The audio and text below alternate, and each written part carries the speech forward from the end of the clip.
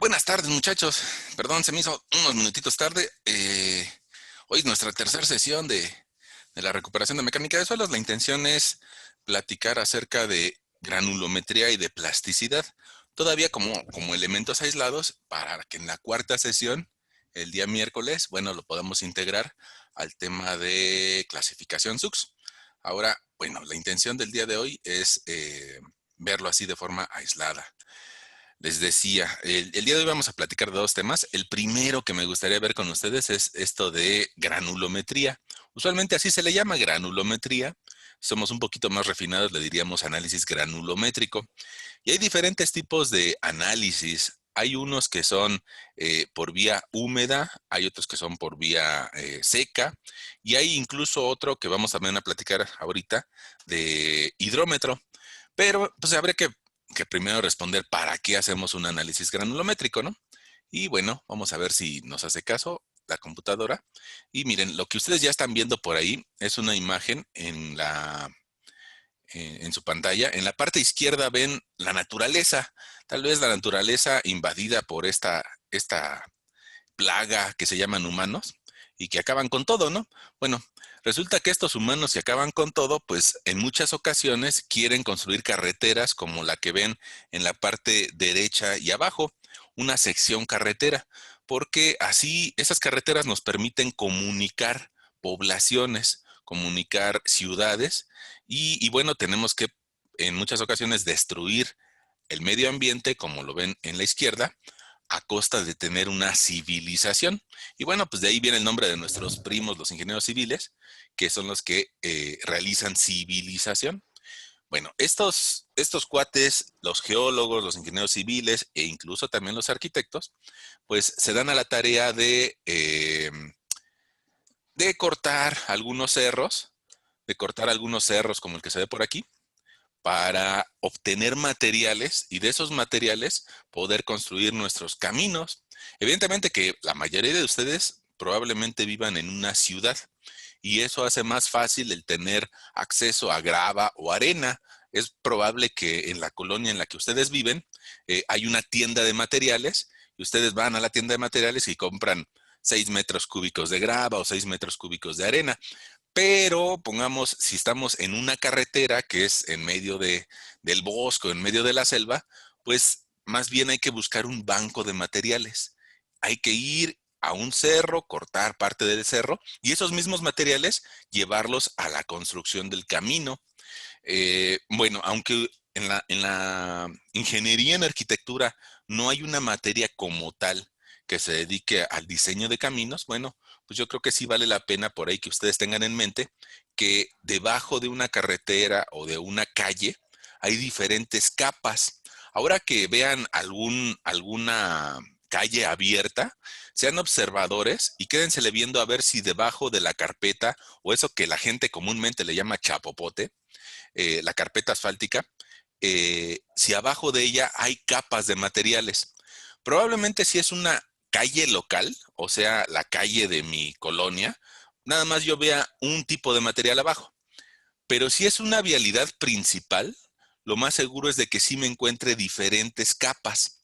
Y esas capas atienden a diferentes características.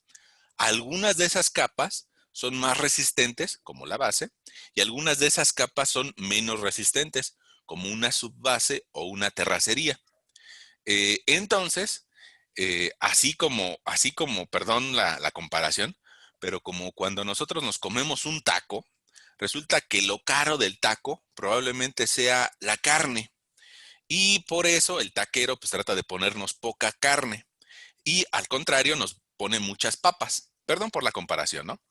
Pero aquí pasa más o menos la misma historia. Lo caro de la sección estructural es la carpeta, la que lleva chapopote o la que lleva concreto hidráulico. Las otras capas son más baratas y al ser más baratas, pues me interesaría utilizarla más. O sea, tener más material de terracería que la de base, que es más cara o incluso la carpeta. Entonces, por eso es necesario, y por eso lo platicamos, aunque sea hoy un poco, acerca de la granulometría. Resulta que los materiales que tienen muchas partículas finas se deforman mucho y por eso esas con partículas finas los podemos situar abajo, donde su deformación tiene que pelearse con mucho peso encima. Pero en cambio, ¿qué pasaría si mi base se deformara? Pues lo lógico es de que la carpeta va a perder apoyo y también se va a romper o se va a deformar. Entonces, entre más arriba, entre más cerca de la superficie de rodamiento estemos, van a ser materiales más granulares y más caros. Porque al fin y al cabo, el material que se saca de la naturaleza también tiene un costo. Hay materiales que son baratos y hay materiales que son caros. Pongamos la tierra para las macetas, pues va a ser barata comparada a comprar tepetate o comparado a comprar grava. Fíjense, esos bancos de materiales puede ser que de forma natural existan depósitos de piemonte en donde yo pueda observar boleos o gravas que de forma natural dan cierto tamaño, o puede ser que en ocasiones sea necesario triturar los materiales para generar grava de un cierto tamaño. Entonces, como al fin y al cabo lo que estamos platicando en esas oraciones es de que hay sitios donde las gravas o los boleos tienen ciertas dimensiones, pues como papas o como rocas que miden unos 15, 20 centímetros en cada uno de sus dimensiones o cantos. En cambio, hay otros lugares donde podemos encontrar material mucho más fino. Incluso si nosotros quisiéramos en esta zona plantar pasto, pues es evidente que no va a crecer aquí el pasto. Y en cambio, pongamos, miren, aquí hasta arriba se nota cierta vegetación. ¿Qué quiere decir? Que arriba hay más material fino. Y eso es parte de lo que platicábamos en nuestra primer sesión, que hay lugares en donde se propicia la vida y hay lugares en donde no. Probablemente en esta zona donde vemos muchas boleos, probablemente aquí haya víboras, pero no pasto o no gusanos. Bueno, ok. Ahora, como les decía hace unos minutos, pues resulta que la base tiene ciertas características diferentes a la subrasante o a la terracería. Entre más arriba necesito grava más uniforme. Entre más abajo, pues puede traer de todo. Ahora, si se dan cuenta en este corte, pongamos muy cerca de donde hay pasto, cambia el color. Eso me indica la presencia de suelos orgánicos. Pero más abajo tengo un color más oscuro y característico rojizo, ¿no? Que me indica la presencia de óxidos de hierro. O sea, materiales más resistentes o que se pueden utilizar como un tepetate. Ojo, esa palabrita de tepetate, si nosotros hablamos con un español, probablemente no nos entienda. Tepetate es una palabra muy mexicana. Entonces, debe de haber una clasificación más allá del modismo mexicano. Entonces, el tepetate en realidad lo conocemos de forma internacional como un limo arenoso o como una arena limosa. Pero eso de que sea una arena limosa, pues tal vez nos haga falta algunas horas de plática para entenderlo. Bueno, ahora miren, yo les decía que ya sea que de forma natural existan gravas, boleos o el cerro en un proceso industrial haya que cortarlo para generar gravas, pues en muchas ocasiones para ciertas cosas necesitamos gravas, para otras cosas arenas y para otras cosas arcillas. Entonces, todos esos términos dependen del tamaño del grano del material. Y entonces ahí sale la necesidad de hacer un análisis granulométrico. Ahora se llama granulometría porque vamos a medir, o metría, medir el tamaño de los granos. Para eso, para esa granulometría, existen una serie de mallas, mallas comerciales, mallas que tienen la figura que estás viendo en la pantalla, y que esas mallas sirven para hacer circular, como lo ves en el extremo izquierdo de tu pantalla, para hacer circular el material por adentro de las mallas. Y ese material que sea como la naturaleza lo generó o como nosotros lo estamos rompiendo, bueno, ese material lo hacemos circular por todas las mallas para que se vaya clasificando o que se vaya decantando. Evidentemente que las partículas más grandes van a quedar atrapadas en las mallas de mayor abertura. Y algunas no van a pasar y se van a quedar ahí atrapadas o retenidas. Otras sí van a pasar y van a ir avanzando y avanzando hasta que encuentren una malla más fina que les impida el paso y que se queden atrapadas. Y entonces la prueba de granulometría en esencia es eso, pasar mi material, una muestra del suelo donde se va a construir o el suelo que se va a utilizar para usar una vialidad, pasarla por todas las mallas y ver cuánto se queda en la primera, cuánto se queda en la segunda, cuánto se queda en la décima, por decir un número, ¿no? Ok. Ahora, resulta que esas mallas, pues no las puedo hacer como yo quiera, ¿no? Sino que existe un sistema unificado para la generación de mallas. Puede ser que sí, que tenga algún primo que sea herrero y que me pudiera hacer estas mallas, pero hay que cuidar que la abertura de los huecos que se generan en esta zona cumpla con las dimensiones estandarizadas. Entonces, bueno, aquí te presento una lista de todas las mallas comunes que se utilizan y cuánto tiene de abertura cada malla. La malla de 3 pulgadas tiene 76 milímetros de abertura. La malla de 1 pulgada, bueno, 25 milímetros y así sucesivamente. Ahora, llega el momento en donde ya no nos alcanzan las pulgadas. Ya ven que los anglosajones son los que inventaron este sistema de medición o los que nos llevan un poquito de ventaja en tiempo. Y entonces, bueno, pues ellos le designaron con pulgadas, pero de repente ya no eran suficientes esas designaciones para medir cuánto medían la abertura de mallas. Entonces surgió esto de número, la malla del número 4, la número 10, la del número 20 y así sucesivamente. ¿Qué significa ese número? Bueno, pues resulta que la malla del número 4 significa que en 1 pulgada cuadrada, o sea, en un cuadro que mide 1 pulgada por 1 pulgada, van a caber 4 aberturas. O sea, la pulgada la divido en 4 en X y en 4 en Y. Y eso me va a dar aberturas que más o menos van a tener 4.7 milímetros de dimensión. Ahora, ese mismo espacio de 1 pulgada cuadrada, si lo divido 20 veces, 20 en X y 20 en Y, pues resulta que la abertura que me va a quedar va a ser de 0.8 de milímetro. 0.8 de milímetro, pues ya empieza a ser una cantidad bien pequeñita. Inclusive, pues si nos vamos más abajo, tal vez un 0.14 de milímetro es casi una décima de milímetro, lo que mide la malla del número 100. Así se siguen utilizando tal vez hasta la malla del 200. La malla del 200 es como que el límite de lo común. Hay quien todavía utiliza la malla del 270. En muchos laboratorios se van a dar ustedes cuenta que nada más se utiliza hasta la del 200. ¿Y eso por qué? Ah, pues porque resulta que, imagínate, esta cantidad, 0.05 de milímetro. O sea, 1 milímetro de por sí ya es bien pequeño. Divídelo 20 veces. Ah, pues resulta que es una cantidad bien, bien pequeñita. Y probablemente los que ustedes todavía antes de que nos tomara por sorpresa la pandemia, si ustedes hicieron esta prueba en el laboratorio, se habrán dado cuenta que el material que pasa a la malla del 200 tiene la textura como de chocomilk, por decirlo de alguna forma, o de talco, por decirlo de otra forma. Entonces, prácticamente son partículas muy, pero muy finitas.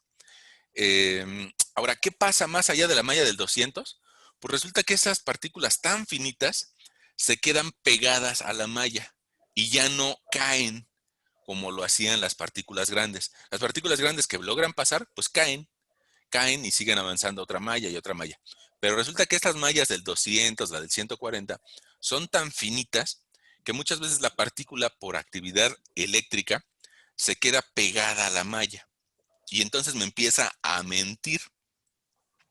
Por eso, si yo quisiera clasificar material que pasa la malla del 200, hay otros métodos para clasificarlo, como límites de consistencia. Al ratito platicamos de eso. Bueno, ok. Ahora, ¿cuál es la esencia de este proceso? Que lo que se quede retenido en cada malla pueda saber cuántos gramos se quedaron retenidos.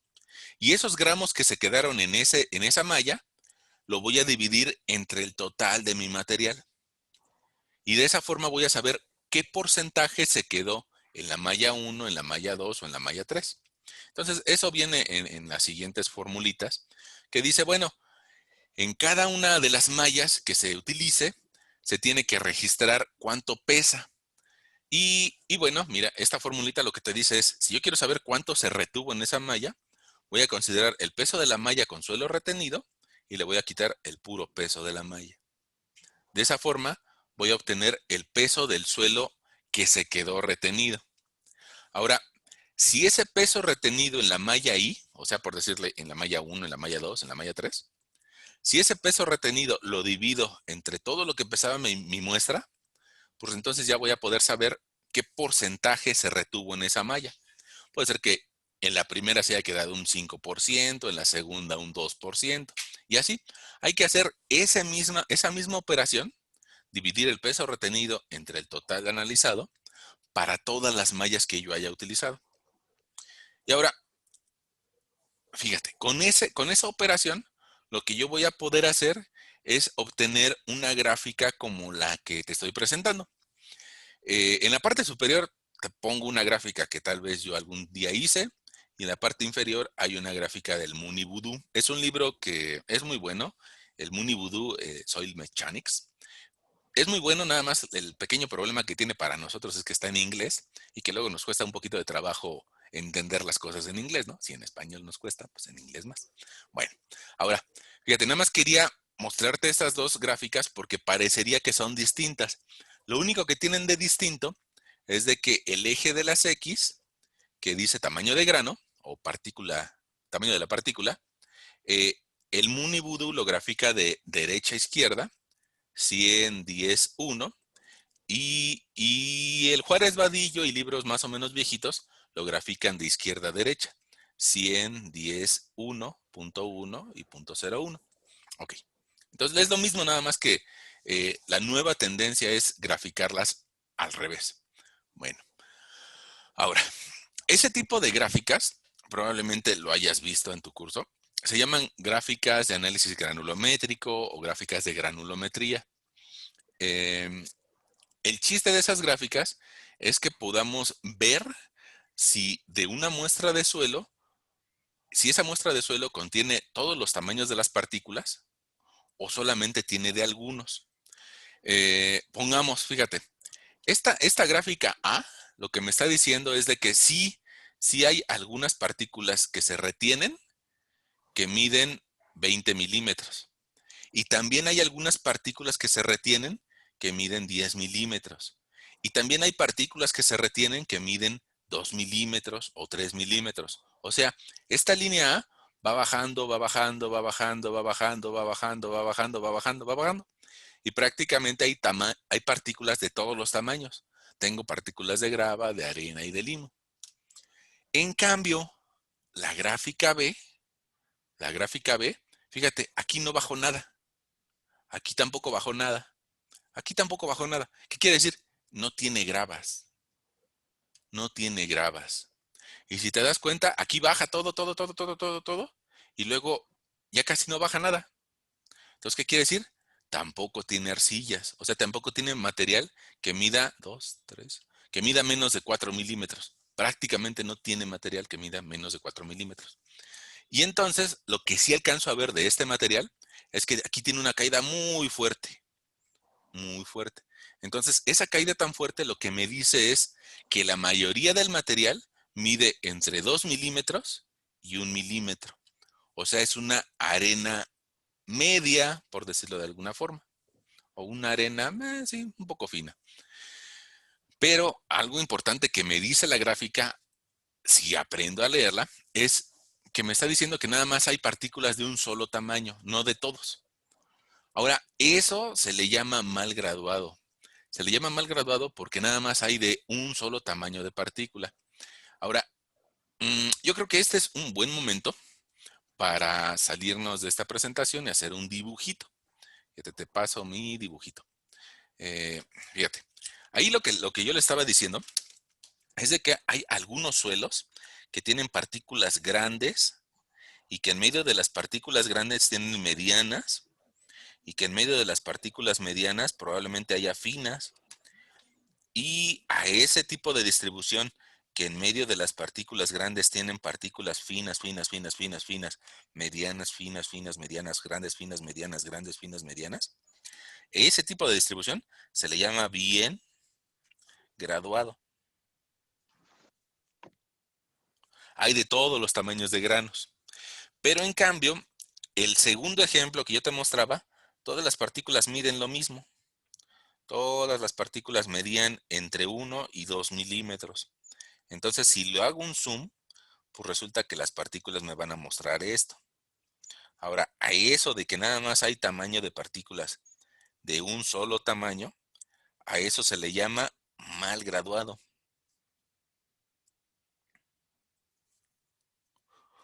o de mala graduación. Aquí yo incluso le voy a cambiar el colorcito. Yo te diría de pobre graduación. Ahora, ahorita te platico por qué. ¿Cuál es el problema o la ventaja de uno u otro sistema? Estos, los dos los hizo la naturaleza, ¿no? Nada más hay que identificar qué, qué nos está regalando la naturaleza. Fíjate, en el sistema bien graduado, si, si los huecos que dejan las partículas grandes son rellenos por las pequeñas y los huecos de las pequeñas son rellenados por polvo más finito, pues resulta que en un suelo bien graduado, usualmente la densidad es alta. Usualmente, eh, comparado con un suelo mal graduado. Aquí la densidad es baja, ¿no? Porque tiene más huecos, más hoyos.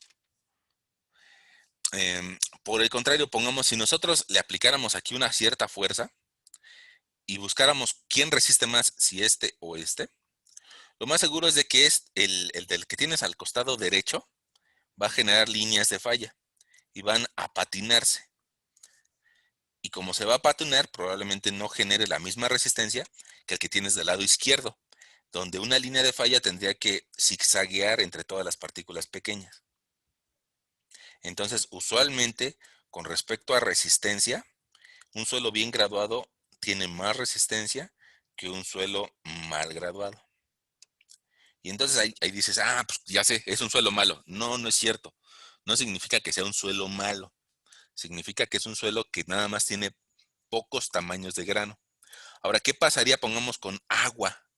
Si quisiéramos pasar una gotita de agua por aquí, aquí me va a costar mucho trabajo porque tengo que estar rodeando todas las partículas para que pase el agua. Pero en cambio por acá pasa rápido porque encuentra canales por donde pasar. Entonces, con respecto a permeabilidad, la permeabilidad de un suelo mal graduado es muy buena y la permeabilidad de un suelo bien graduado es mala.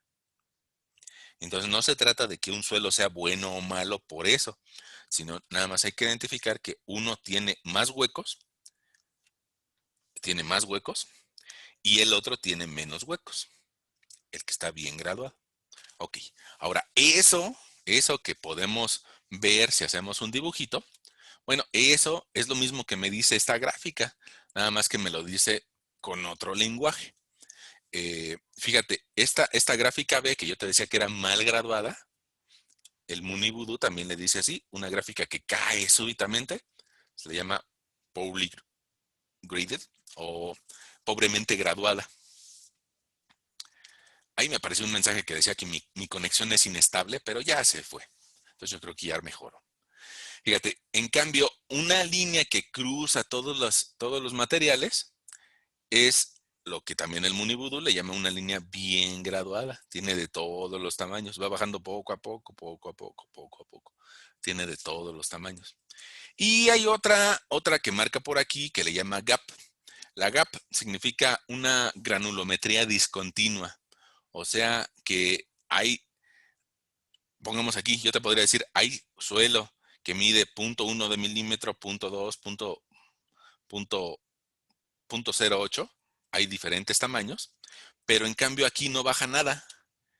Y eso de que no baja nada significa que no hay partículas que midan 1 milímetro o 2 milímetros. En ese tramo que no baja nada, pues evidentemente que me va a afectar porque no voy a poder tener partículas que ayuden a que se comporte como un solo material. Bueno, vamos. Ahora, fíjense, la siguiente laminita, bueno, pues lo que les acabo de platicar, hay que hacerlo desgraciadamente en una práctica. La idea de este curso de recuperación era que pudiéramos estar físicamente en contacto, pero pues bueno, por la situación de la pandemia que todavía no baja, pues todavía estamos a distancia. Pero les pongo unas imágenes de cómo se realiza la práctica. Ahora, yo hace unos minutos, yo les decía que el material que se toma de un banco de materiales, pues usualmente se busca que se utilice en una carretera o en un relleno para el uso que tenga, ¿no? Probablemente sea para hacer el desplante de una zapata o otras actividades. Bueno, ahora, ese material que se va a utilizar, pues hay que tomar una muestra, o sea, hacer un muestreo de ese material. Y lo más seguro es de que esa muestra, pues hay zonas donde que alcanzamos a ver que hay más material fino y hay zonas que alcanzamos a ver que hay más material grueso. Entonces, por eso, antes de trabajarlo, pues hay que vaciarlo ahí en el laboratorio y hay que revolverlo, hay que cuartearlo eh, y, bueno, generar muestras semejantes que podamos trabajar. Ahora, esas muestras hay que pesarlas para saber cuánto material se va a ensayar. Eh, Depende de para qué sea nuestra muestra, ¿no? Si es una muestra para para carreteras, pues bueno, lo lógico sería ensayar una cantidad fuerte, unos 4 o 6 kilos. Si es una muestra solamente para entender qué suelo hay debajo de una edificación, pues probablemente nuestra muestra sea mucho más pequeña, del orden de 100 gramos. Entonces habría que ver para qué va a ser. Y bueno, primero pesamos una charola vacía, luego le agregamos el material y pues miren, si se dan cuenta aquí más o menos hay una diferencia de unos 4 kilos, ¿no? Ok. Ahora, ese material que ya sabemos que está integrado, que tiene de todo tipo de partículas, hay que vertirlo, hay que vertirlo dentro de unas mallas, las que les decía al inicio de la plática, ¿no? Entonces, adentro de las mallas, el material, por el simple efecto de ir cayendo, se va a ir clasificando. Es decir, las partículas grandes se van a quedar en las mallas más gruesas y las otras se van a quedar en las mallas más finas. Sin embargo, bueno, pues hay partículas que todavía pueden seguir pasando. Y entonces esas partículas que pueden seguir pasando, hay que ayudarle por medio de algún equipo de rotación o una maquinaria, una rotap. Ahora, esta máquina básicamente lo que hace es de que agita el material. Lo agita de forma oscilatoria e incluso a veces de forma vertical. Tiene un motorcito que le hace vibrar de forma lateral y también a veces de forma vertical. ¿Para qué? Para que el material que probablemente todavía pueda pasar siga avanzando. Ahora, fíjate, la norma mexicana, ahorita platicamos de eso, la Secretaría de Comunicaciones y Transportes, a través del Instituto Mexicano del Transporte, da una forma de hacer la prueba, que es prácticamente lo que te estoy mostrando, ¿no? Pero en la norma no establece un tiempo de cuánto tiempo se debe de vibrar la muestra. ¿Por qué? Pues porque no sabe exactamente cuánto material voy a utilizar yo. Sería muy obtuso pensar que si utilizo 100 gramos o que si utilizo 6 kilos, la norma me diga para todas tienes que utilizar el mismo tiempo. Entonces, como no sabe la norma cuánto material voy a utilizar, bueno, la norma como que da una puerta abierta y lo que me dice es, tienes que garantizar que cuando estés rotando o vibrando el material, ya no pase más de 1 gramo de material después de 1 minuto. A ver, ¿eso qué significa? Que entre esta malla y esta va a estar pasando material. Ya cuando después de 1 minuto no pase 1 gramo, significa que ya puedo parar el sistema de oscilación. Ahora, 1 gramo, pues en realidad es como una cucharadita, ¿no? Entonces, si después de 1 minuto ya no pasa una cucharadita entre una malla y la otra, pues entonces quiere decir que ya no es necesario seguir vibrándolas. Pero todo eso nos lleva a la experiencia del operador. Cuando un operador, pues tal vez te va a decir, bueno, pues víbrala 5 minutos, o víbrala 2 minutos, o víbrala 10 minutos. Depende de cómo se vea el material, sobre todo si el material se puede deshacer o no. Ahora, hay algo bien importante que ya se me pasaba. Hay que utilizar material seco y disgregado. ¿Por qué seco? Porque si viene húmedo, probablemente yo tenga la impresión de que aquí hay una grava y en realidad es una grava, pero hecha por un terrón de suelo. Ese terrón, yo con mis manos lo puedo romper y me voy a dar cuenta que no es una grava, sino que es un terrón hecho por humedad. Entonces, por eso mi material debe estar seco. Hay quien recomienda que debe estar secado al sol, porque si lo meto a secar a un horno de convección, recordemos que los hornos de convección de laboratorio usualmente se utiliza una temperatura cercana a los 100 grados centígrados. Entonces, si lo meto a secar al horno de convección y hay materia orgánica, se va a calcinar y entonces va a cambiar el resultado de mi suelo. Para granulometría no cambia mucho, pero para otras pruebas sí. Y entonces deben de secarse al sol y los grumos que haya antes de hacer la prueba hay que romperlos con una masa de madera.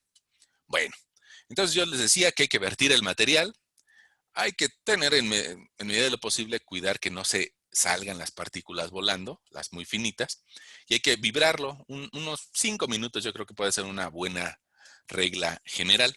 Ahora, después de 5 minutos, puede ser que todavía haya partículas que puedan pasar y que no pasaron, porque a veces la vibración no es lo suficientemente buena como para atinarle a esta partícula para que pase. Entonces, si yo visualmente me doy cuenta de que todavía hay partículas que pueden pasar, pues con un desarmador o con una espátula puedo ayudarle a que pase a la siguiente malla. Va a llegar el momento en que mis arenas son tan finas que no le voy a hacer nada con el desarmador. Entonces podría utilizar mis manos, pero hay que tener cuidado, eso sí, que no me lleve material entre los dedos, ¿no? Sobre todo partículas muy finas, que son las que se pegan a la mano. Bueno, ahora, ese es el procedimiento. Esto que yo te decía antes, es el procedimiento que se le llama por vía seca y es el más común de los procedimientos. Es el más común que se hace en muchos laboratorios. Pero hay quien insiste en esta idea de que algunas partículas, pongamos aquí, no sé si alcances a ver, hay partículas finas que a veces se quedan pegadas a las mallas. Entonces a alguien se le ocurrió por ahí hacer un procedimiento por lavado. Es un procedimiento un poco menos común, pero consiste en vertirle agua por medio de una piseta y esa piseta vas echándole agua a la malla para que ayudarle con el agua a que fluya el material de la malla. Y evidentemente que va a caer en un contenedor mucho más grande. Ahora, ¿cuál es el problema de esto?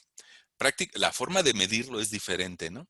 Aquí mis partículas que no pasaron la malla del 10 van a estar muy limpias, no van a tener finos pegados a ella, pero hay que tomar una buena decisión acerca de qué hacer con esto. Si ponerlo a secar y esperar a que toda esa agua se evapore, o de plano considerar que hicimos bien el procedimiento y por una diferencia de pesos, considerar que esto es lo que no pasa la malla y esto es lo que sí pasaba. Pero bueno, ahí es una singularidad matemática, ¿no? Y hay que tener un poquito de cuidado. Ahora, como les decía, este material o esta agua con suelos finos, si quisiéramos ser un poco más ortodoxos, hay que dejarla decantar por 24 horas y después de 24 horas tirarle esta agua que parece como de tamarindo, que no contiene partículas finas, y tal vez dejar solamente el agua con el asiento de las partículas finas. Entonces, este procedimiento que se le llama lavado es un procedimiento en general mucho más lento. Si es más lento, requiero de más tiempo del personal de laboratorio haciendo la prueba. Entonces, el procedimiento por vía húmeda es más caro. Sobre si es mejor o peor, yo honestamente les diría que es un resultado muy similar, a excepción de la malla del 200. En la malla del 200 como que sí hay diferencia entre hacerlo por vía seca que por vía húmeda, pero les digo, en la gran mayoría de los laboratorios, la vía seca es lo que se hace, ¿no? Ahora, nada más por comentárselo, y porque pues por ahí tenía algunas imágenes interesantes, hay un procedimiento para, para seguir encontrando la curva de granulometría para materiales más finos que 0.074 milímetros. Y es el uso del hidrómetro. El hidrómetro, para que vean, eso no cualquier laboratorio lo tiene. En realidad el hidrómetro es un aparato que sirve para medir la densidad de un líquido. Entonces, es un buen comentario para que se queden con la idea. Hay hidrómetros que se utilizan para medir la densidad de la cerveza o la densidad del vino. Ese aparatito, bueno, ustedes, si yo les pido que recuerden qué tan pesado o qué tan ligera es una cerveza clara o una oscura, probablemente me van a decir que la cerveza clara es más ligera. Y sí es cierto. Y la cerveza oscura es más pesada. Es muy pequeña la diferencia, pero gracias a este tipo de aparatitos como el hidrómetro se puede medir esa diferencia. Ahora, ¿eso qué tiene que ver con la mecánica de suelos? Bueno, pues resulta que este hidrómetro, uno en especial que se llama 152H, se puede utilizar para medir a qué velocidad se decantan las partículas finas dentro de un tubo eh, con suelo y con agua y hexametafosfato de sodio. Bueno, resulta que el material que se lavó de la granulometría se puede mezclar con agua y con hexametafosfato de sodio para hacer una decantación un poco más lenta y se puede meter el hidrómetro y se puede verificar cuánto flota. Cuando la solución o la mezcla esté más espesa, pues resulta que el hidrómetro flota más. Y a medida de que van pasando las horas, resulta que las partículas se van a ir decantando y se van a ir al fondo del decantador. Y a medida que pasen las horas, pues resulta que va a ser menos fluida la mezcla. Y al ser menos fluida, el hidrómetro se va a hundir más. Y con esas dos relaciones se puede establecer el tamaño de las partículas muy finas.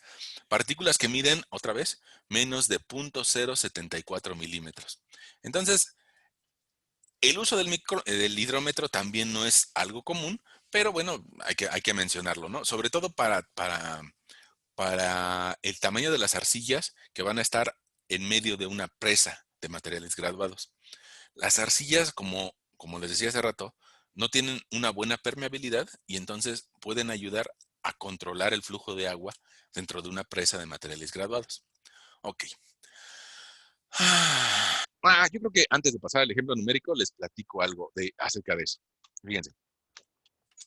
Resulta que nosotros decimos, o hemos platicado por ahí, que hay partículas grandes, partículas medianas, partículas más finitas y partículas tan finas que parecerían como puntitos, ¿no?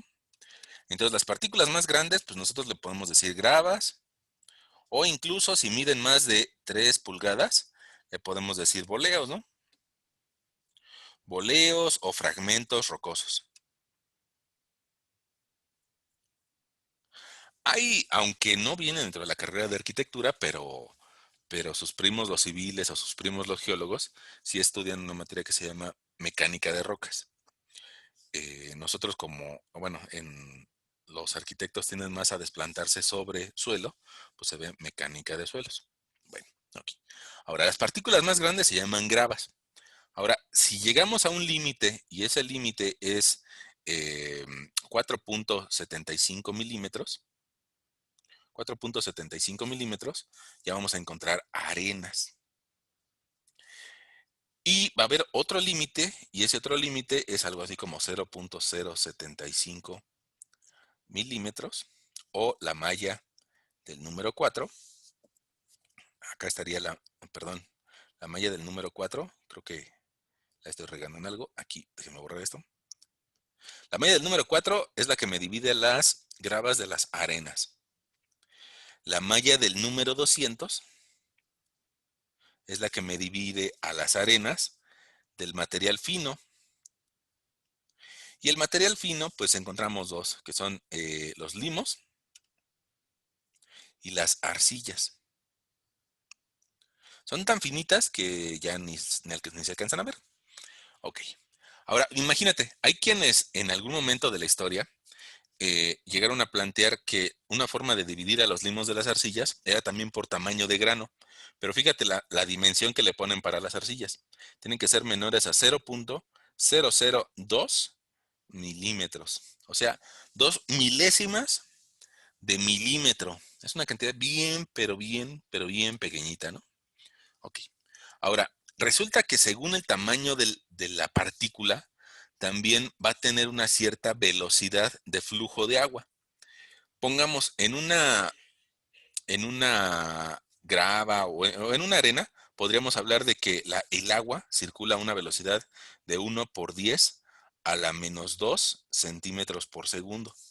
Tal vez en una grava circula a una velocidad de 1 por 10 a la 0 centímetros por segundo. O sea, ¿qué significa? 1 centímetro por segundo.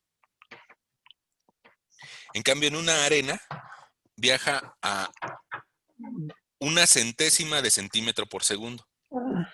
En cambio, en un limo viaja a una velocidad de 1 por 10, tal vez a la -5, 1 por 10 a la -6 centímetros por segundo.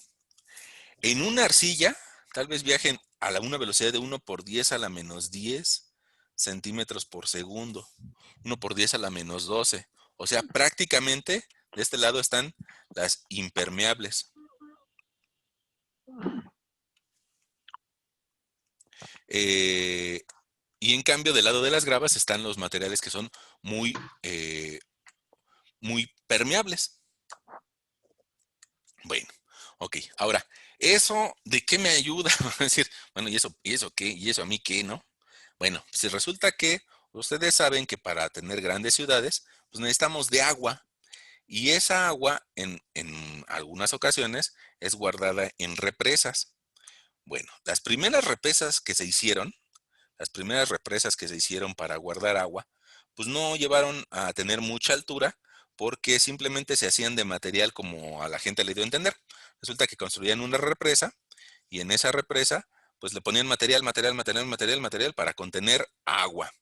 Y bueno, pues durante algún tiempo sí lograban contener agua, pero cambiaba la época del año, se presentaban sequías y otra vuelta época de lluvias, y esa presa generaba un efecto de tubificación inversa. Fíjense, adentro de la presa se da un fenómeno de que adentro las partículas se mojan y ese mojarse genera una línea de flujo.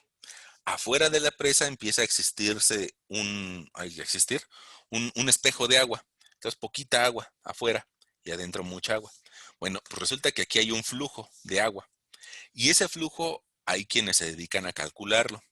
Pero resulta que empresas de materiales que fueron las originales, hechas como Dios les dio a entender, pues resulta que presentaban un efecto que se iba erosionando el final, que cuando veían la gente el agua aguas abajo, resulta que también la veían con partículas de material, partículas de presa, y luego se iba haciendo más arriba, y se iba haciendo más arriba, y más arriba, y más arriba, y de repente se iba socavando la presa, generando un hueco, y eso se le llama tubificación retrógrada.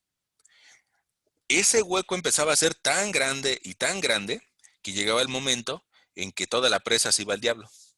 Se rompía e inundaba las comunidades abajo. Entonces, pues más o menos hace unos 150, 200 años, 150 años, entendimos que para construir las presas, pues hay que hacer eh, una serie de materiales, hay que utilizar materiales diferentes. Que para darle estabilidad hay que colocar gravas al exterior del núcleo para darle estabilidad, o sea que no la mueva, para darle peso al exterior del núcleo o enrocamientos. Pero de forma intermedia hay que colocar limos y esos limos van a servir de transición para los dos materiales tan diferentes como puede ser la arcilla en el núcleo y la grava en el exterior. Fíjate, la arcilla, hace ratito quedábamos de que tenía una permeabilidad de 1 por 10 a la -10 centímetros por segundo. Entonces prácticamente no deja pasar el agua. La arcilla es la que impide que el agua de una presa se salga o fluya. ¿Qué pasa con el agua adentro? Moja la grava, moja el limo, pero en la arcilla cae su flujo. Entonces prácticamente no fluye. Pero lo malo de la arcilla, y le voy a poner su nombre para que no se nos olvide, arcilla. Lo malo de la arcilla es de que es pero muy deformable. Se mueve mucho. Entonces, el agua la movería. Para que no la mueva, es de que le ponemos los enrocamientos o las gravas. O sea, le hacemos un esqueleto.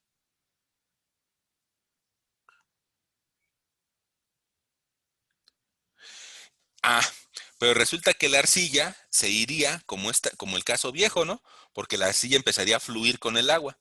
Entonces, para que no se vaya, resulta que el limo le sirve,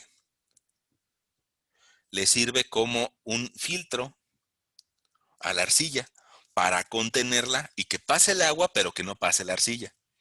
Entonces, a ese sistema, a ese conjunto, se le llama una presa de enrocamiento o una presa de materiales graduados. Y eso nos permite a los humanos sacarle jugo a esa presa.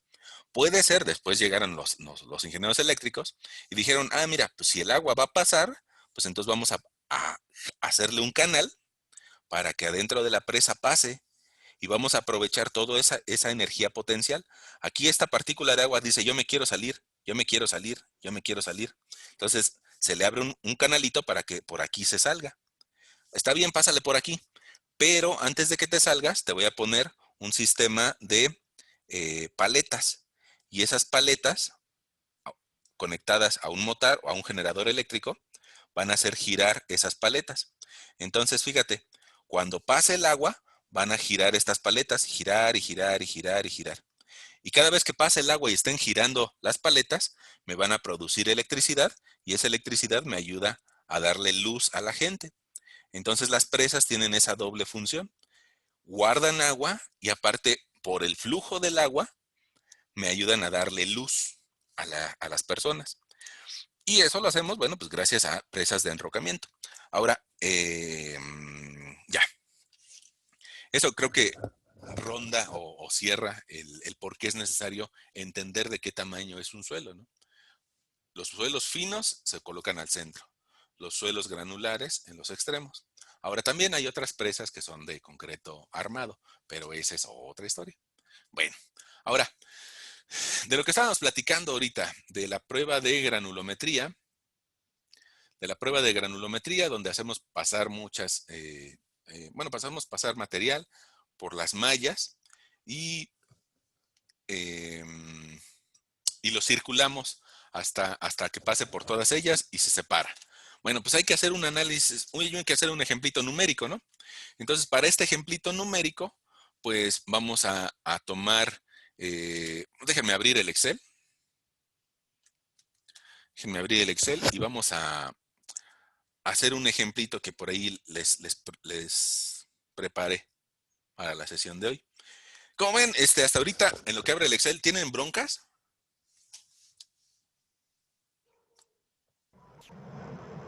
No, profe. ¿Todo bien? Eso es bueno. Creo que ahorita eh, nos decían del audio, ¿no? Que se cortaba un poquito, pero pues bueno, eso es parte de la nueva normalidad, ¿no? Este, hay que adaptarnos un rato a que en lo que regresamos a estar frente a frente. Bueno, fíjense, vamos a abrir el Excel, dice por aquí, un ejemplo de granulometría. Bueno, de una prueba así como la que les mostraba en las imágenes anteriores, eh, resulta que se tienen estos datos y se dice, mira, se va a analizar el banco de materiales que se llama Piedra Grande el día de hoy y tiene una masa total analizada de 4 kilos, 4 kilos con 10 gramos. Y después tenemos una serie de datos. Mira, te dice, en la primer malla, que tiene una abertura de 76 milímetros, la malla sin suelo pesa 743 gramos. Y con suelo pesa lo mismo. Eso quiere decir que aquí no retuvo nada. Pero pongamos esta malla, la de 3/4, tiene una abertura de malla de 19 milímetros y sin suelo pesaba 552 gramos. Con el suelo retenido pesa 805 gramos. Ah, Pues entonces ya puedo saber que el suelo retenido es la diferencia de 805 menos 552. Y ahí tengo cuánto se retuvo en esa malla.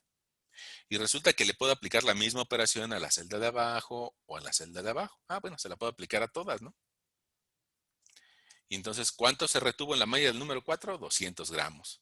En la del 3 octavos, 527 gramos. Y así. Pero en las primeras dos no se retuvo nada. ¿Eso qué me dice? Ah, pues que ese suelo o esa muestra no tiene partículas que midan 2 pulgadas. No tiene partículas que midan 2 pulgadas. Alguien que se llama iPhone creo que rayó. Bueno.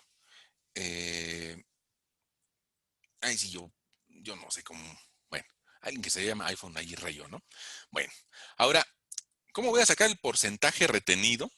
Pues voy a dividir cada uno de estos valores entre la masa total ensayada. Y ahí me va a dar un porcentaje, pero fíjate, ese valor que me da es hasta ahorita un número, entonces voy a utilizar este botoncito para decirle a Excel que eso es un porcentaje. Y ahí tengo un porcentaje de un 1%. Vamos a ver si tiene lógica, fíjate. Tenemos un total de 4,000 gramos. Si 4,000 gramos le saco el 10%, serían 400. Si le saco el 1%, serían 40. Entonces aquí lo que me está diciendo es tienes un 1,15%. Entonces esa misma operación se la puedo aplicar a las demás eh, filas. Nada más que me va a generar un conflicto porque me va a decir Excel, eso es un conflicto de Excel, que me va a decir, oye, pues es que en esta yo sí sabía qué celdas utilizar, pero en la de abajo, mira, se movió la de arriba. Entonces probablemente ustedes sí sepan cómo hacerlo, pero por si no saben, pues les platico que aquí le podemos poner un signo de pesos antes del 6, antes de la fila en donde no quiero que se mueva, y ya de esa forma puedo copiar mi fórmula y aplicársela a todas las demás. Y de esa forma todas las demás siguen haciendo referencia al mismo peso total, siempre al mismo peso. Ok. Ahora, ahí está el porcentaje retenido en cada una de esas mallas. ¿Están de acuerdo conmigo que yo al inicio tenía el 100%? Yo al inicio tenía el 100%. Voy a cambiarme, voy a corregirme y voy a ponerle 1, pero 1 o una unidad en porcentaje, o sea, un 100%. Y a una unidad en porcentaje le voy a restar lo que se retuvo en la malla de 1,5 pulgada. Y después le voy a restar lo que se retuvo en la malla de 1 pulgada. Y esa operación se la voy a aplicar a las demás. Nada más que le voy a decir que todas estas son porcentajes. Ahí está. Y entonces ahí ya me está diciendo, fíjate, en la malla de media pulgada se retuvo el 13%. Pero en esa etapa de media pulgada ya solamente va el 79% del material. Empezaste con el 100, pero en la primera se retuvo un 1%, te queda 99. En la segunda se quedó el 6%, te queda 93. En la que sigue se retuvo 13%, pues te quedan 79. Y así en cada una de ellas, hasta la última base, ¿no? Entonces, si se dan cuenta, o si tal vez me regreso a nuestra presentación, hace ratito yo les decía que nuestro objetivo es lograr una gráfica como esta, en donde yo pueda ver francamente si mi suelo está bien graduado o mal graduado. Ok. Entonces, ¿cómo le puedo hacer para construir esa gráfica? Bueno, hay de dos sopas. Una de las sopas es que yo tenga una gráfica como la que me parece que les envié por Classroom. Y esa gráfica que les envié por Classroom, déjenme ver si ahorita puedo encontrar una. Inicio. Mira, aquí está el explorador de archivos. Ah, miren.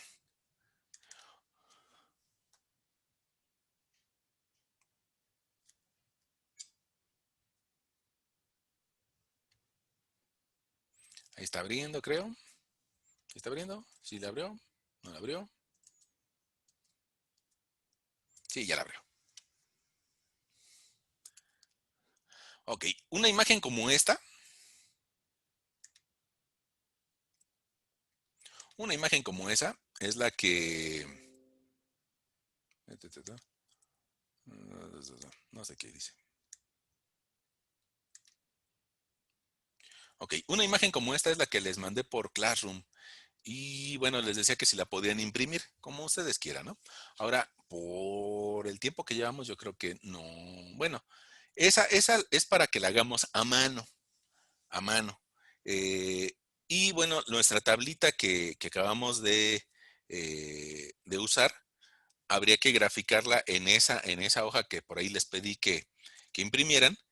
Y bueno, en esa que les pedí que imprimieran, habría que ir anotando cada uno de los valores. Vamos a ver si ahorita nos da la oportunidad de hacerlo. Y si no, también se los platico cómo hacerlo en Excel. Fíjense, vamos a ver. Por ahí, en su, en su hoja de Excel, ya tenemos los porcentajes contra las aberturas de malla. Bueno, entonces, ahora lo que voy a hacer es de que voy a dividir mi pantalla y la mitad de la pantalla voy a utilizarla en el espacio donde podemos graficar y la mitad de la pantalla la voy a utilizar en Excel. Entonces, vamos acá. Fíjense, ahí ya tenemos mitad y mitad de pantalla, ¿no? Eh, Fíjense, en el lado derecho, lo que ustedes tienen es una gráfica de distribución granulométrica, que es como la que les dije que imprimieran.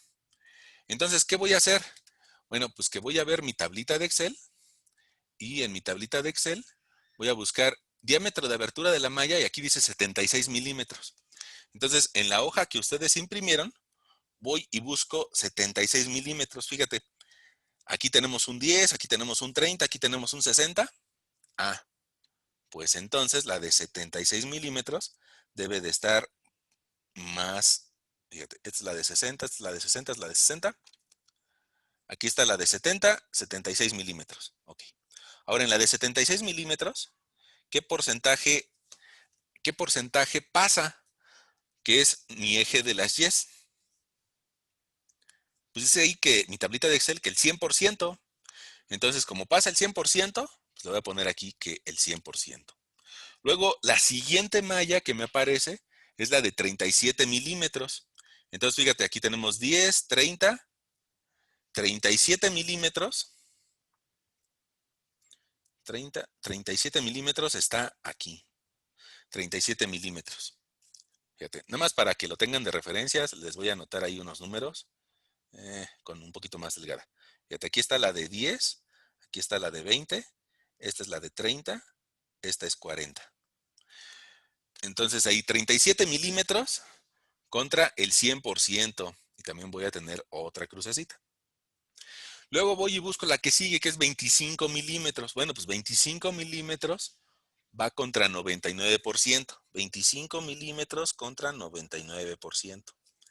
Después voy a 19 milímetros. 19 milímetros anda como por aquí. 19 milímetros contra 93%. El 93% anda ahí. Y tengo otro punto. Y luego ahora busco 12 milímetros contra 79%. 12 milímetros contra un 79%. Ya voy encontrando otro punto y otro punto y otro punto. Y luego voy y busco 9.5 milímetros contra 66%. 9.5 9.5 contra 66%. Luego voy a encontrar 6.3. Fíjate, esa línea punteada que ves por aquí es la malla del número 4, la que mide 4.7. Entonces la línea que sigue es la de 5, la que sigue es la de 6. 6.3 contra 53 milímetros. Contra 53%, perdón. Bueno, pues ahí tengo otro puntote. 53%. Y luego sigo avanzando y voy a encontrar la de 4.75, que es la línea punteada, contra un 45%. Y ahí resulta que ya puedo dibujar mi curva granulométrica en la zona granular o en la zona gruesa, en la zona de gravas.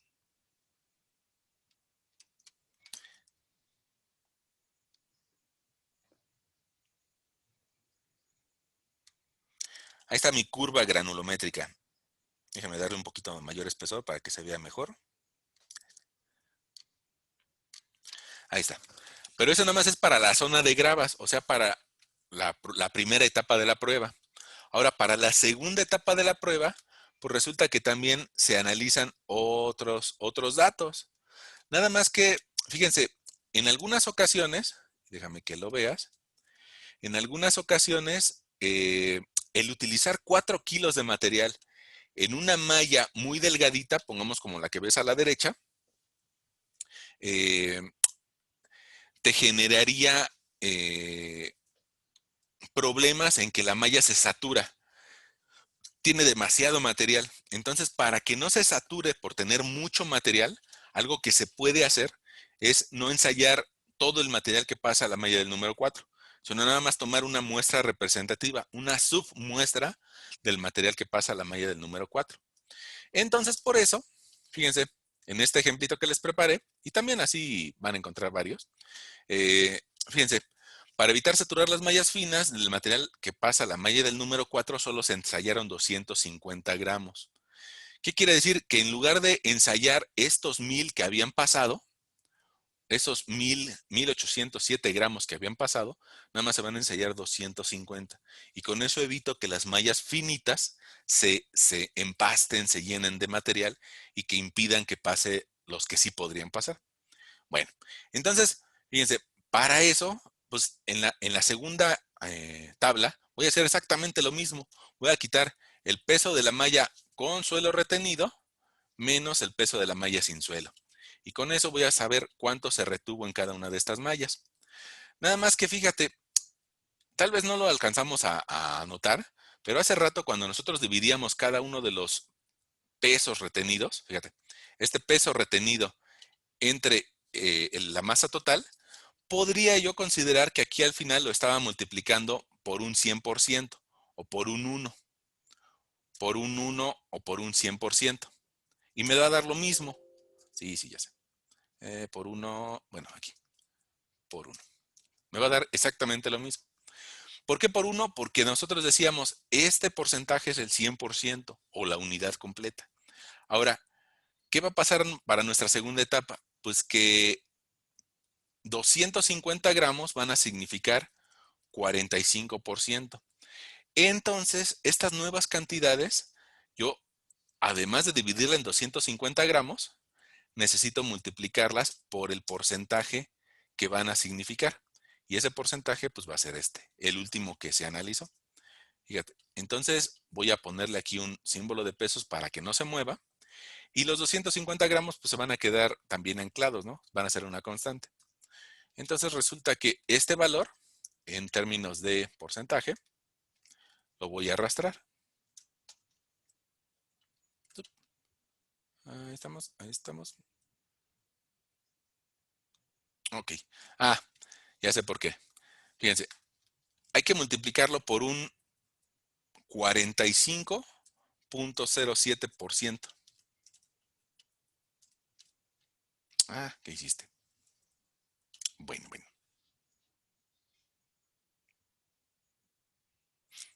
Entonces, ya no es porcentaje.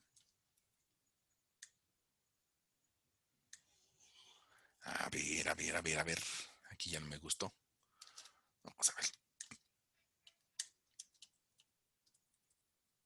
Quedamos que lo íbamos a multiplicar por este y que lo íbamos a dividir entre 250. A ver, una pregunta. Vamos a ver nuestros datos. Fíjate, de 50 gramos de 250 gramos es como una quinta parte. Entonces aquí yo debería tener un valor que me dijera que va a utilizar como un 10%. Entonces, ¿por qué no me está dando el 10%? Vamos a ver por qué. A mí me parece que es porque esa cantidad está en porcentaje. Pero no funciona.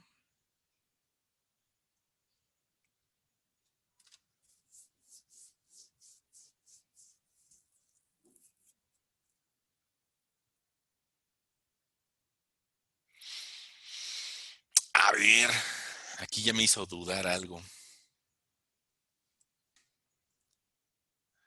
Alguien por acá nos dice, Dice, trata de poner una multiplicación entre paréntesis, profe. Dice, en vez de 31 está poniendo 319. Si es así, vamos a ver. Fíjense, resulta que lo que estoy haciendo es de que voy a multiplicar punto 45, que es el 45% acá, punto 4507, por los gramos retenidos entre 250 ensayados. Y de esa forma sí tengo el 10%. Fíjense, entonces, de los 45 que se habían quedado de la primera etapa, 45.07, le quito este nuevo 10% y ahora sí ya se va acumulando hasta llegar a cero. Ok. Ahora, fíjense, esa etapa todavía no la dibujo, ¿no? Entonces, eh, me hace falta dibujarla en mi curva granulométrica. Ahora, fíjense, ¿qué voy a hacer en mi curva granulométrica? Le voy a cambiar tal vez de color para que sea más franco, que ahora voy a graficar las arenas. Fíjense, ahora voy a buscar una malla que mida 4.75 y tengo un porcentaje de 45.07. Esa ya está. Ahora necesito buscar una malla o una abertura de malla que mida 1.68. 1.68 yo creo que anda como por aquí. Y además del 1.68 que tenga un porcentaje de 34.63. Fíjate, la línea punteada es el 30%. Entonces un 34, a mí me parece que está bien como por aquí. Un 34. Déjame borrarlo. 34. Ahora, la siguiente punto es buscar un punto 84, punto 84, punto 9, punto 8 contra un 25 y el 25 está ahí en la línea. Luego voy a buscar un punto 42. El punto 42 me parece que va a estar por aquí. Y el punto 42 lo voy a hacer cruzar con un 19.35. 19.35. Ahora voy a buscar un punto 25 contra un 15.83. Y ahora voy a buscar un 8.41. No es cierto. Un punto 14 contra un 8.41. Y después la malla del 200 o punto 0.74 contra 4.24. Bueno, ahora puedo utilizar un lápiz un poquito más fuerte para unir mis puntos. Y resulta que mi curva granulométrica completa es como esa que están viendo. Déjenme cambiar la pantalla para que se vea más clara. Ahí está.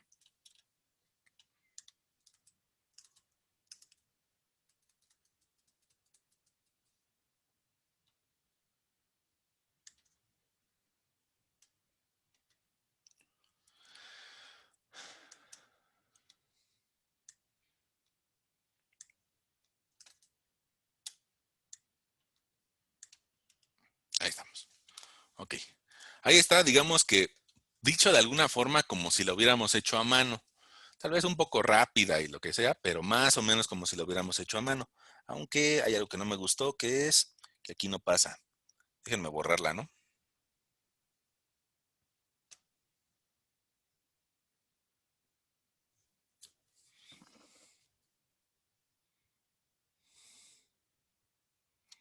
Ahí está un poquito mejor. Bueno, como si lo hubiéramos hecho a mano, como con la hoja que ustedes imprimieron y que pues pueden hacerlo con más calmita al rato. Ahora, hay una opción para hacerla en Excel y yo creo que pues aprovechando que estamos a distancia, pues vamos a hacerla en Excel, ¿no? Y para hacerla en Excel se las hago un poquito rápido y al ratito en el YouTube lo checan con más calma. Pero si yo lo que necesito es en el eje de las Y's el porcentaje que pasa, entonces yo les sugiero que seleccionen eso. El porcentaje que pasa, lo seleccionan y le van a decir aquí insertar gráfico de dispersión. Por qué no de puntos? Porque la de puntos nada más me da una variable. La dispersión me da dispersión XY. Entonces le van a decir que esta. ¿Sale? Ya que tienen su gráfico, nada más tenemos cargados los valores de la Y hasta este momento lo que me está haciendo es dato 1, dato 2, dato 3, dato 4, dato 5. Entonces tenemos que darle a seleccionar la gráfica y le voy a decir clic derecho, seleccionar datos. Y le voy a decir aquí que la quiero modificar, quiero meterle datos en X. Le doy clic a los datos en X y ahora me voy a la abertura de la malla en milímetros.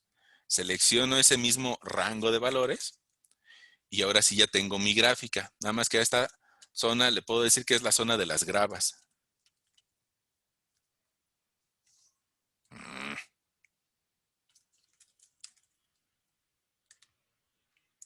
Ahí está, aceptar. Ahora, esta gráfica pues parece que no se parece a la nuestra. Ahorita les explico por qué. Le voy a agregar otra, seleccionar datos.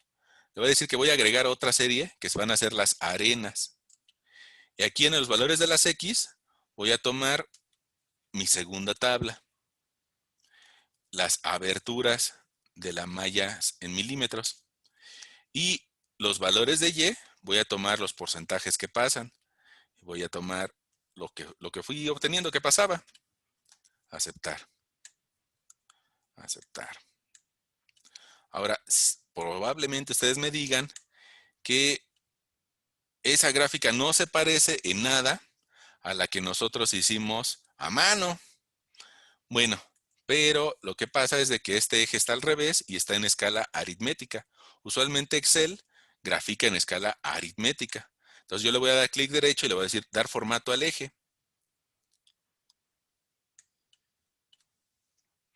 Ahí se está tardando un poquito en pensar, pero ya acabó de pensar. Y entonces en dar formato al eje me voy hacia abajo y le voy a decir que quiero graficarlas en orden inverso y en escala logarítmica. Y entonces ya se está pareciendo un poquito más a nuestra gráfica hecha a mano.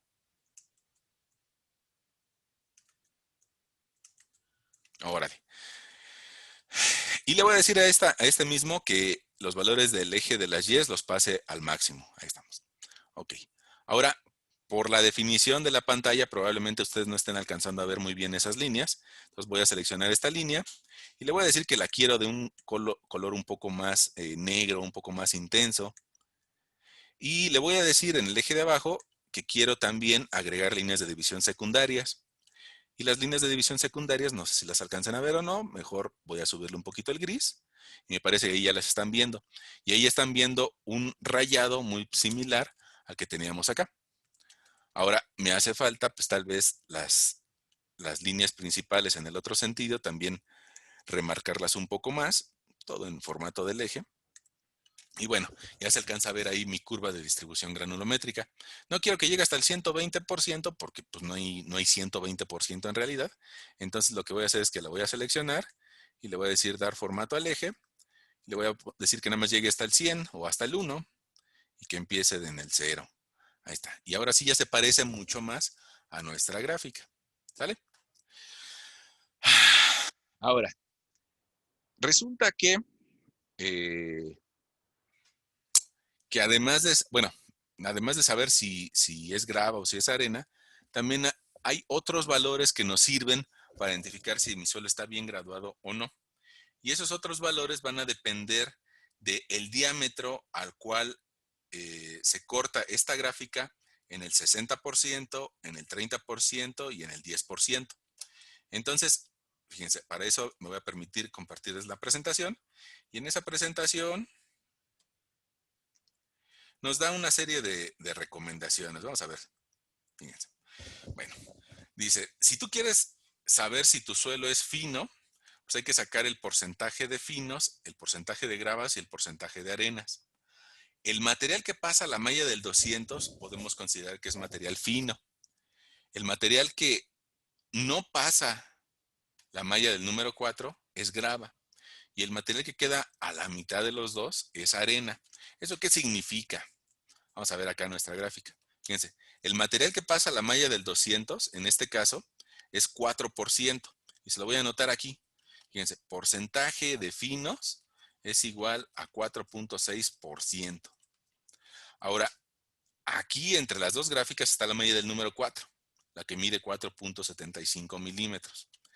El material que alcanza a pasar la malla del número 4, es decir, que tiene arenas y finos, es 45%. Entonces lo anoto ahí también. Fíjate, el porciento de finos más el porciento de arenas es igual a 45.07. ¿Qué significa eso? Si ya sabía que el porcentaje de finos era de 4.6%, pues entonces mi porcentaje de arenas va a ser igual a la resta de los dos anteriores, ¿no? Fíjate, mi porcentaje de arenas es 45.07 menos 4.6. Entonces ya tengo 40% de arenas.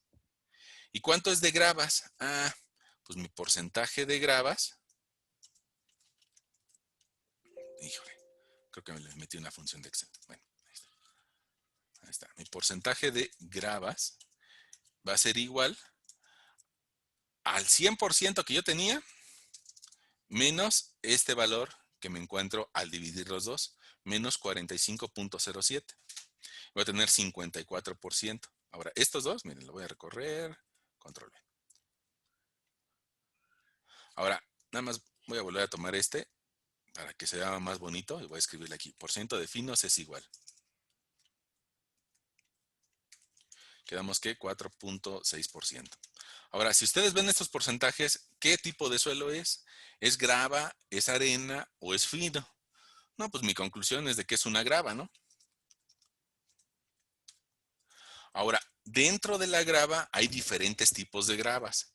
Y bueno, esa es otra buena historia que yo creo que vamos a platicar el siguiente miércoles, pero por lo menos les platico algo el día de hoy. Sobre esa historia, fíjense, nos va a decir algo la siguiente lámina.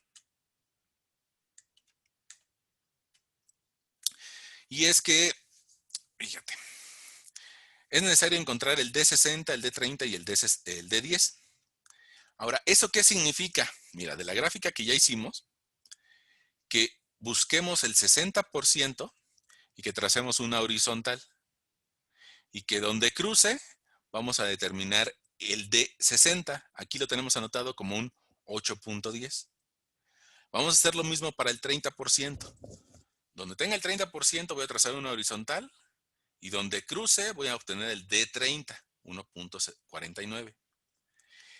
Y voy a hacer lo mismo para el 10%. Donde cruce voy a encontrar el D10, en este caso 0.174. Ok, ahora, ¿qué hago con eso? Ah, pues obtengo algo que se llama coeficiente de uniformidad y coeficiente de curvatura. Ahí está la formulita. En realidad, cuando estamos en un curso normal, yo les digo, apréndanse el coeficiente de curvatura, que es el difícil, y el otro es el sencillo. El coeficiente de curvatura me divide el D30, que también es un número que ya encontramos, entre D60 por D10. Y el otro es el sencillo, nada más es una división sencilla entre los extremos. El difícil trae el valor medio al cuadrado. Ahora, con esos valores yo puedo determinar si una arena está bien graduada o mal graduada. Y si una grava está bien graduada o mal graduada, dependiendo de las condiciones que cumpla o no. ¿Sale? Entonces, fíjense, vamos a hacer eso en nuestro ejemplito. Fíjense, en nuestro ejemplito, ya por ahí ustedes vieron que hay que buscar la línea del 60%, hacerla cruzar con esta gráfica y vamos a encontrar nuestro D60. Por ahí lo vieron en la presentación. Nada más, para ahorrarnos un poquito de tiempo, se los voy a escribir. D60 nos dio 8.10. El D30 nos dio 1.49 y el D10 nos dio 0.174. Ok. Ahora, las últimas expresiones que yo les presenté me decían, el coeficiente de curvatura es igual al D30 al cuadrado entre el D60 por el D10. Y el coeficiente de uniformidad es D60 entre D10. Ok. Ahora, si hago esas operaciones, pues ahorita vamos a obtener un valor numérico. Fíjate, si yo divido el D30 al cuadrado, me va a dar 1.49 al cuadrado entre 8.1 y entre 0.174, me va a dar 1.57. Y si divido 8.10 entre 0.174, me va a dar 46.55. Ahora, para una grava, ya ven que ya quedamos que era una grava, ¿no? Para una grava, el coeficiente de curvatura tiene que ser mayor que 3, tiene que ser mayor que 1 y menor que 3. Y el coeficiente de uniformidad tiene que ser mayor que 4. Entonces vamos a ver si cumple o no esos requisitos, fíjate. El coeficiente de curvatura anda entre 1 y 3, pues parece que sí lo cumple. El coeficiente de uniformidad es mayor que 4, sí parece que sí lo cumple. Entonces mi conclusión de este ejemplo es de que es una grava bien graduada. Es una grava bien graduada. Y ya, algo así es lo que tenemos que platicar nosotros acerca del tema de granulometría. Ahora, hay otra cosa que me gustaría platicar con ustedes. La otra cosa que me gustaría platicar con ustedes es el tema de eh, límites de consistencia. Ahora, para ese tema de límites de consistencia, voy a permitirme abrir otra presentación y yo espero que la podamos platicar muy rápido, porque ya estamos llegando al límite, eso sí, lo entiendo.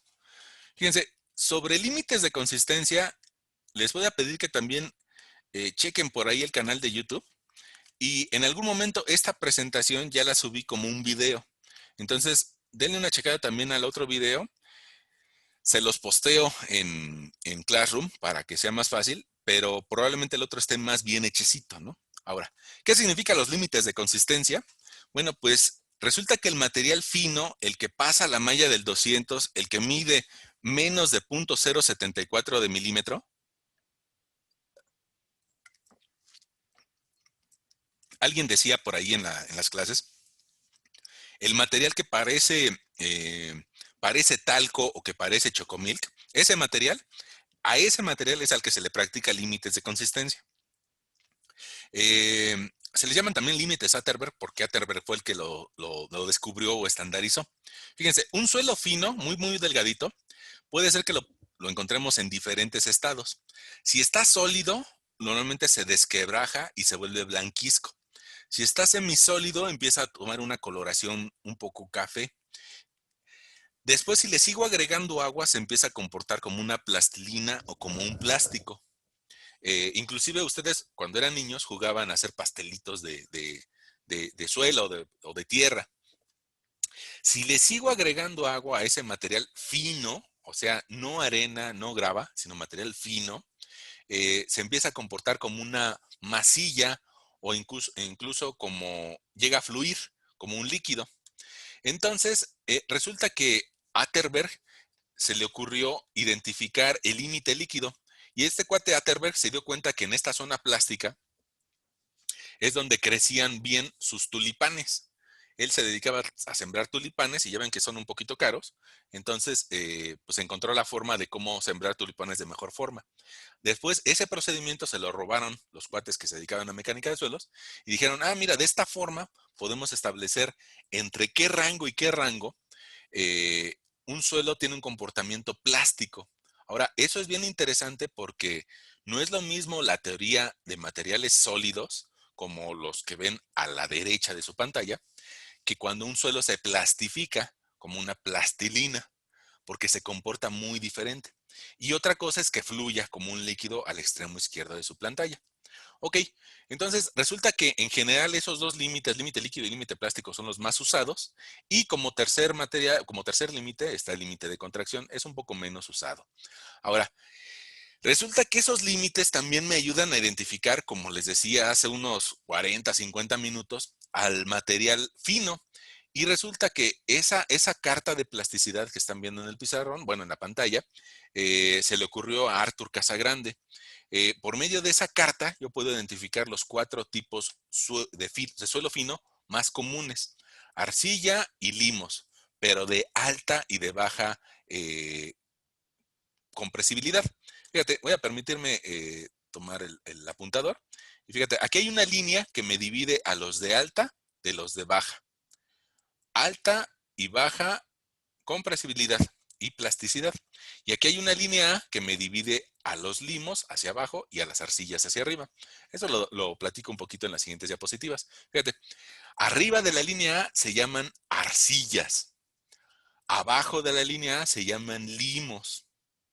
No hay nada arriba de la línea U. No ha existido ningún suelo que esté por arriba de la línea U. Bueno, ahora, si están por el lado izquierdo de la línea de 50 vertical, pues le voy a decir que es un suelo de baja plasticidad. Pero si está por arriba, le voy a decir que es de alta plasticidad. Ahora, hay dos formas de encontrar ese límite en los suelos. Si te das cuenta y si alcanzas a ver la imagen, fíjate, es un material que no tiene nada de arena y no tiene gravas, sino que es, incluso hay personas que le llegan a decir lodo. Bueno, no es lodo, es limo o arcilla. Sobre de este material está la mayoría de la Ciudad de México, la zona centro de la ciudad, la zona centro donde iba a estar el nuevo aeropuerto, la zona donde va a estar el nuevo aeropuerto, el Felipe Ángeles. Bueno, todo lo que era el Gran Lago de la Ciudad de México tiene este material, esta arcilla. Bueno, hay dos formas de encontrar el límite líquido. Es por penetración o por percusiones. En América Latina, en México, se utiliza más el método de percusiones. En Europa se utiliza más el método de cono de penetración. Fíjate, el cono de penetración lo que hace es de que la masilla de suelo que se mete adentro del contenedor, se le deja caer un cono con un peso estandarizado. Y ese peso de 60 gramos va a penetrar dentro del suelo. Se registra en la carátula cuántos milímetros penetra el cono y se anota. Y después se vuelve a hacer la misma masilla, pero con otra cantidad de agua.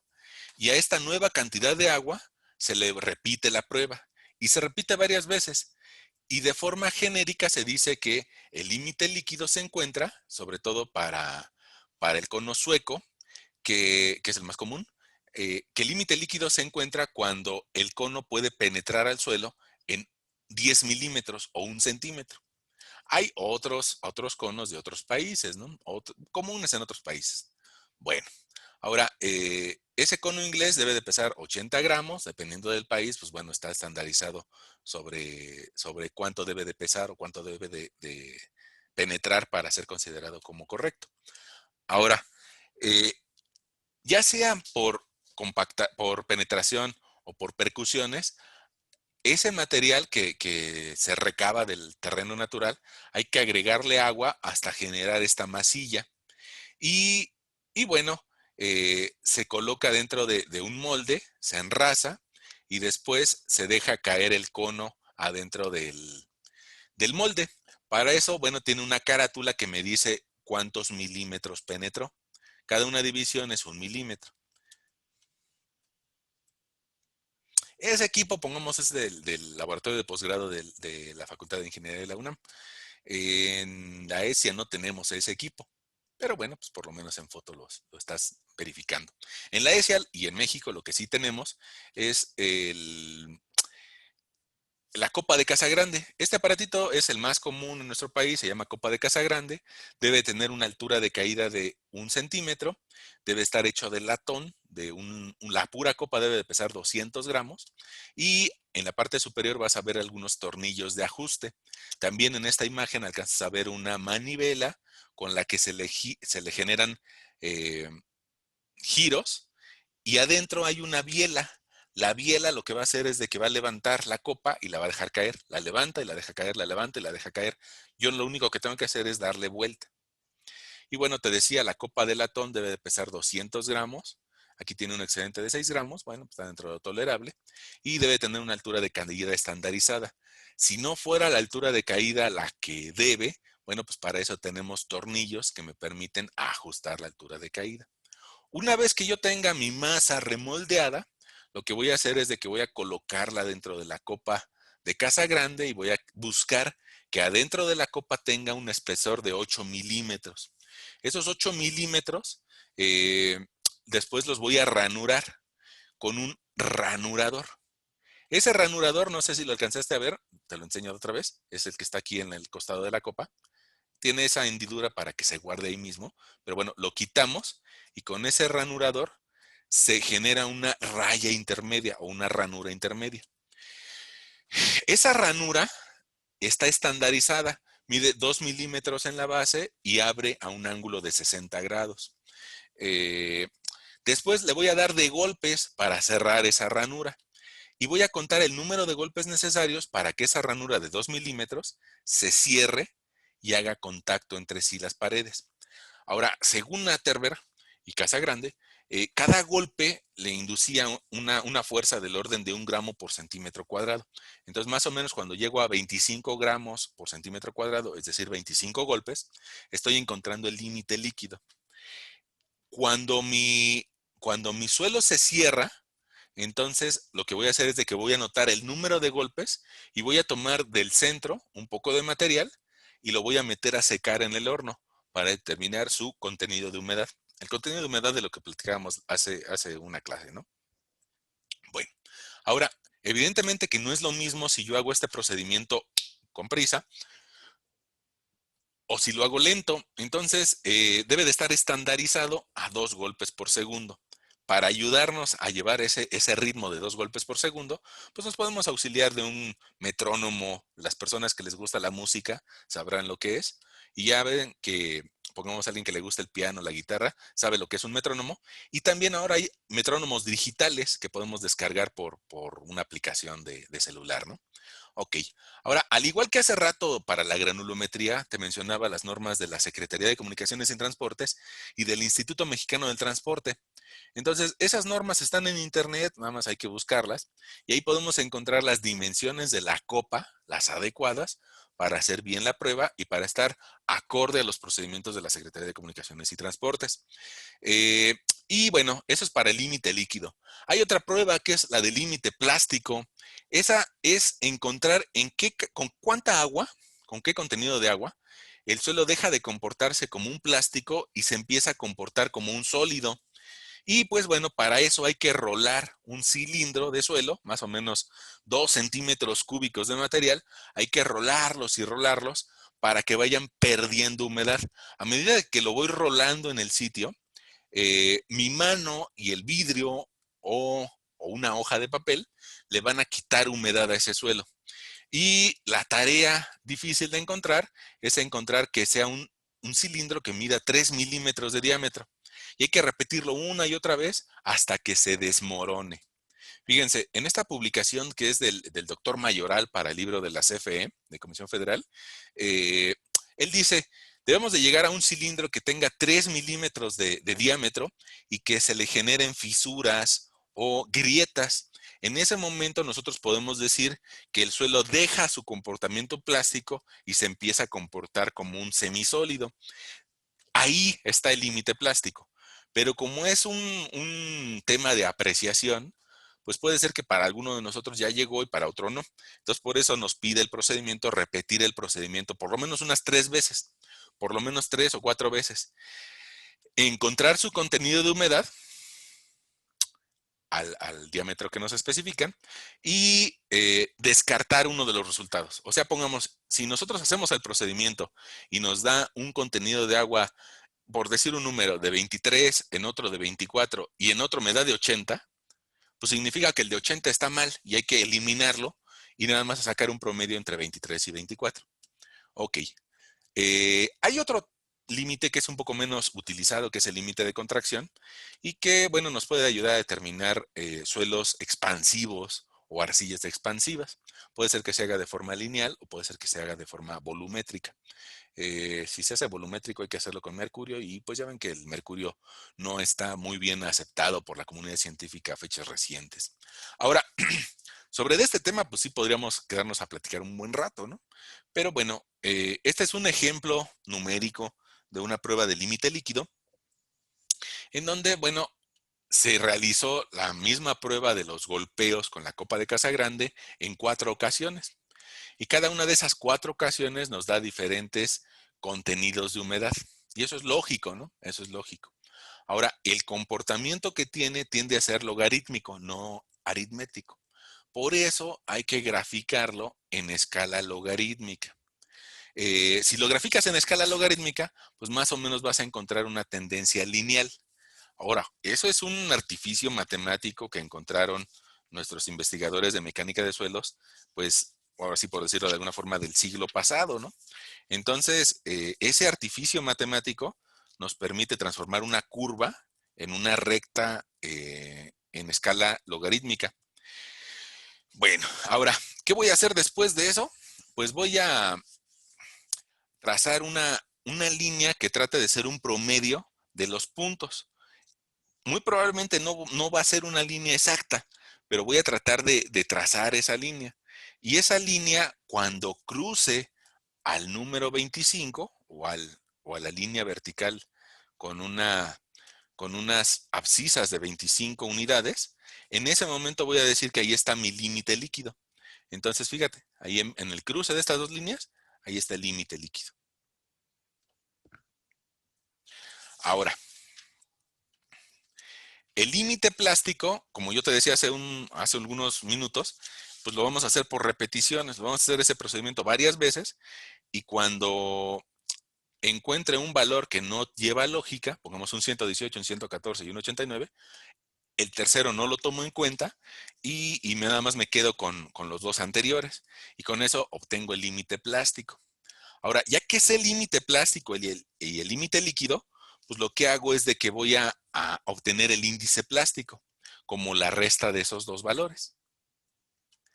Y con el índice plástico me puedo meter a la carta de plasticidad. Ahora, meterme a la carta de plasticidad es algo que vamos a hacer más a detalle en la siguiente clase, pero pues yo sí les pediría que le echaran un clavadito, ya sea al Braja o al Juárez Vadillo. Si se meten al Juárez Vadillo, ahorita lo ando ojeando, métanse por ahí de la página 130 del Juárez Vadillo, y ahí les va a platicar acerca de estos límites. Ahora, ya que tengo el índice plástico, puedo hacer uso de la carta de plasticidad que nos heredó Casagrande y puedo buscar en el eje de las Y este índice plástico y en el eje de las X el límite líquido. Pero si se dan cuenta, esta que viene en las normas o esta que viene en el Braja no me alcanzan. No me alcanzan porque llegan a 100 y yo voy a buscar un 270. Entonces, ahí es cuando cobra importancia la ecuación de la recta. En las primeras láminas de la presentación venía cómo encontrar la ecuación de la recta. Fíjate, aquí viene escrita. Punto 73 del límite líquido menos 20. Ok. Ahora, fíjate, esta ecuación de la recta, pues resulta que es una expresión matemática. Entonces, si tú le sustituyes valores, vas a encontrar puntos de la recta. Y si le sustituyo valores para esta X en específico, pues puedo saber si mi punto cae por abajo o cae por arriba de la recta. En este caso, cae por debajo de la recta, lo cual significa que es un limo. Y como estamos por la derecha de la línea de 50, pues es un limo de alta plasticidad. Y bueno, por ahí les digo, métanse al Juárez Vadillo por ahí de la página 130 y van a encontrar más acerca de este tema de límite líquido aplicado a suelos finos, sobre todo con el objeto de clasificación. Ahora, honestamente, sí entiendo que ustedes estén un poco abrumados y sí entiendo que estamos platicando de muchas cosas, porque pues, lo malo de este curso express es de que hay que platicar de temas que tal vez nos llevaríamos unas 3 semanas en una hora. Pues es parte de la recuperación, ¿no? Pero bueno, pues yo espero que no se desanimen porque son muchos temas y más bien, ahora que tienen tiempo y que no metieron 7 materias, bueno, pues que tengan tiempo para ponerse a leer alguno de los libros que les compartí. Y pues no sé si, aunque ya me pasé del tiempo, aunque ya me pasé del tiempo y probablemente tengan otra cosa que hacer y yo también tengo otra cosa que hacer, si tienen dudas